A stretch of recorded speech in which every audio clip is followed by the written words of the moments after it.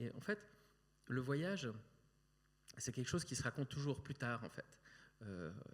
Parce que le voyage, on le vit avec soit seul, soit avec des compagnons, et on le vit. On ne se le raconte pas entre nous pendant qu'on le vit. Puis ensuite, on rentre, et là, on raconte. Et on raconte sur un comptoir, autour d'une table, et on raconte les histoires, on raconte le voyage, on raconte. Et puis, cette histoire, je l'ai racontée pendant 20 ans, en fait. Et tout d'un coup, j'avais l'occasion de la raconter en film, en fait. Et moi, j'ai toujours voulu faire du cinéma, bien sûr.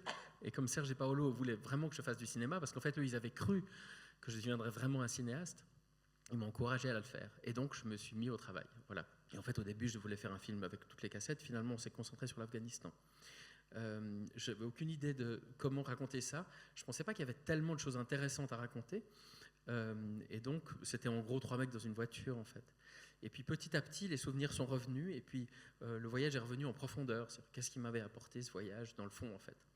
Et quand on raconte une histoire 20 ans plus tard et qu'on a des enfants, on se dit qu'on va faire un peu moins le malin.